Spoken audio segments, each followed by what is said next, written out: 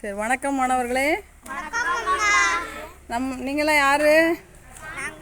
சூரிய குடும்பத்துடைய ஒரு அங்கங்கள். என்ன, ஒவ்வொருத்தரும் ஒரு கோள். முதல்ல சூரிய குடும்பத்துக்கு தலைவர் யார்? சூரியன்.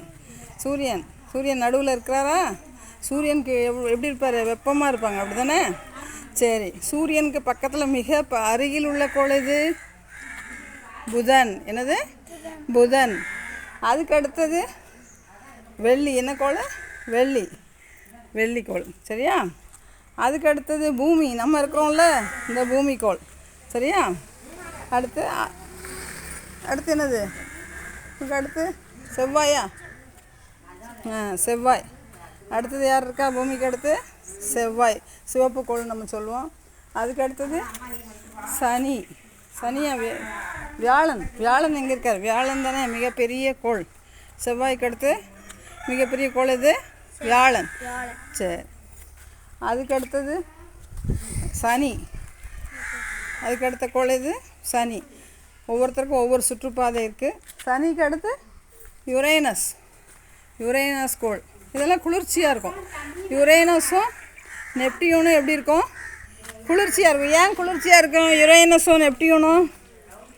யுரேனஸும் நெப்டியூனும் ஏன்டா குளிர்ச்சியாக இருக்குது? சூரியனை விட்டு ரொம்ப தூரத்தில் இருக்குல்ல.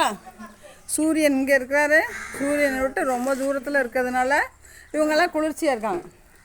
இப்போது சூரியன் வெப்பமான கோள் இதெல்லாம் ரொம்ப பக்கத்தில் இருக்க தானே வெப்பம். நம்ம அடுப்பு கிட்ட இருந்தால் ரொம்ப ஹீட்டாக இருக்கும்ல வெப்பமாக. இப்போ புதனும் வெள்ளியும் தான் வெப்பமான கோள்கள்.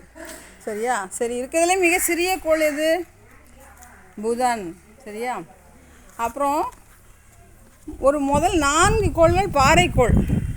புதன், அதுக்கடுத்து வெள்ளி, அடுத்து பூமி, செவ்வாய். இந்த 4 பாறைக்கோள்கள். மற்ற எல்லாம் வாயுக்கோள்கள். சனி, அடுத்து அங்கே இருக்கிறாங்க வியாழன்,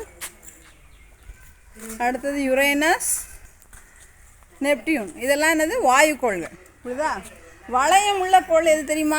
எந்த கோளுக்கு வளையம் இருக்குது? எந்த கோளுக்கு வளையம் இருக்குது? எந்த கோளுக்கு வளையம் இருக்குது?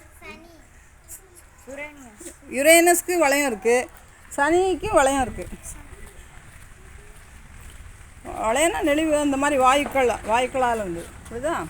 சரி, இப்போது சூரிய பாதையில் இப்போ ஒருத்தரும் சுற்ற போகிறீங்க. உங்களுக்கு சூரியனை சுற்றி அவங்கவுங்க பாதையில் மெதுவாக நடந்து வாங்க. அப்படியே அந்த பாதையில் அப்படியே மெதுவாக நடந்து போங்க. பூமி மட்டும் தன்னைத்தானே சுற்றிக்கிட்டு நடந்து போங்க. மற்ற எல்லாம் அந்த பாதையில் அப்படியே நடந்து மெதுவாக போங்க. வேகம் வேண்டாம். மெதுவாக சுற்றி வாங்க. அப்படி சுற்றி வாங்க.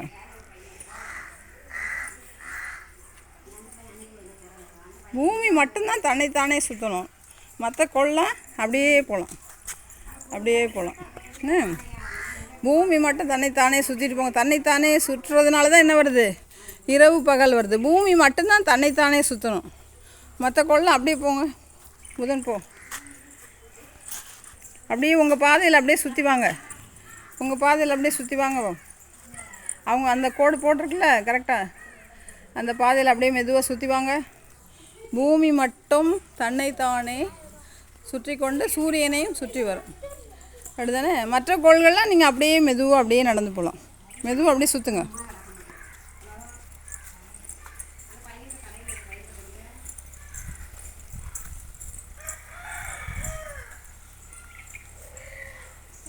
மிகப்பெரிய கோள் யார்?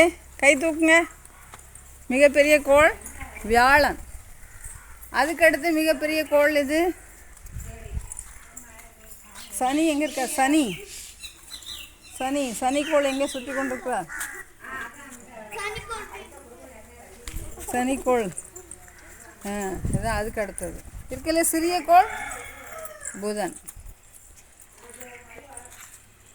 உயிர்கள் எல்லாம் வாழக்கூடிய காற்று நீர்லாம் இருக்கக்கூடிய கோள் எது? பூமி. அந்த பூமியில் தான் நம்ம இருக்கோம். இல்லை மற்ற கோள்கள்லாம் மனுஷங்க இல்லைல்ல. சரி, அப்படியே சுற்றி வாங்க. இதே மாதிரி தான் சூரிய குடும்பத்தில் கோள்கள் என்ன பண்ணியிருக்கு? சூரியனை சுற்றி வருது. என்ன, பூமி மட்டும் தன்னைத்தானே சுற்றி கொண்டு சூரியனையும் சுற்றி வருகிறது. இப்போ புரிஞ்சுதா எல்லாருக்கும்? தேங்க்யூ.